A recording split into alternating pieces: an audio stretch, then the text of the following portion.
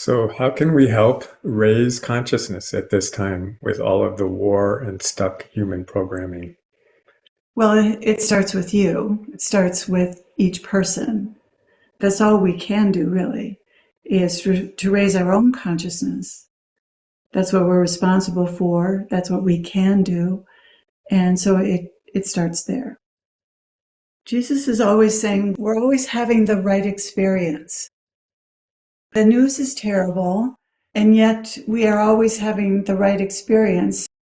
What the news says about the world and the emphasis that it has on all the negative things that are happening in the world, that isn't necessarily the whole story, for one thing.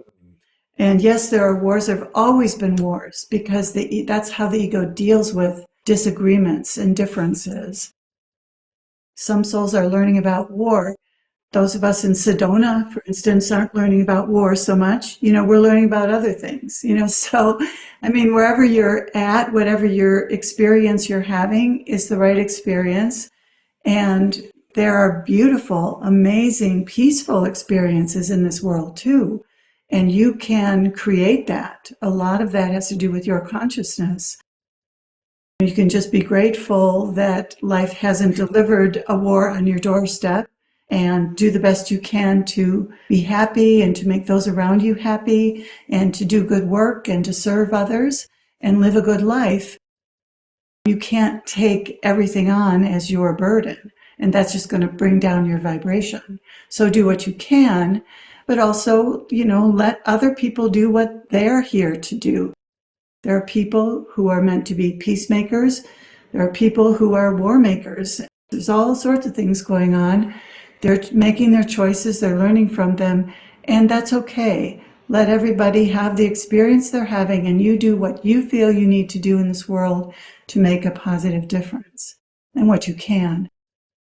This is a good follow-up question. Someone says, I want to stay up on current events, but watching the news is very negative. Does it get in the way of spiritual progress?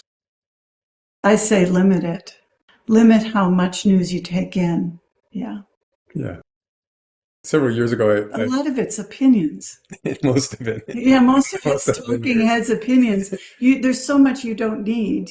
There's some basic information out there about what's happening, but then most of that 24-hour news cycle is talking heads saying what they think is going to happen or what they think about what has happened. Years ago, I heard a talk given by, sort of like a TED talk or something, by someone who was a very techie guy. He was in the tech world. And at the end, someone asked the question, they said, how do you deal with the kind of information overload that we all experience now? Because information is so available, and we're so, email and social media and, websites and television, the whole barrage of information. And they asked this guy who's obviously deeply ingrained in that world, how do you deal with all that information? The way he deals with it is that he always asks himself, is this something I'm going to actually take action on? Is this something that I can do something about, or that I'm going to do something about, or that I feel moved to do something about? And those are the things he focuses on. If you're just not going to take action to save the whales or something, but you can possibly, not open up that email or not read the whole article about what's happening in the world in regards to that.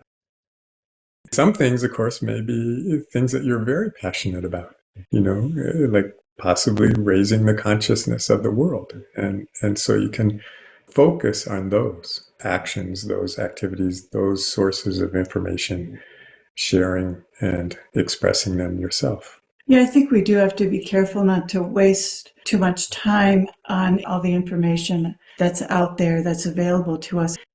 It's tempting, it's compelling to read things, to learn things, but what expense? What are you not doing in your life? What might you be doing that's just being taken up by information consumption? That's the trouble with this information age.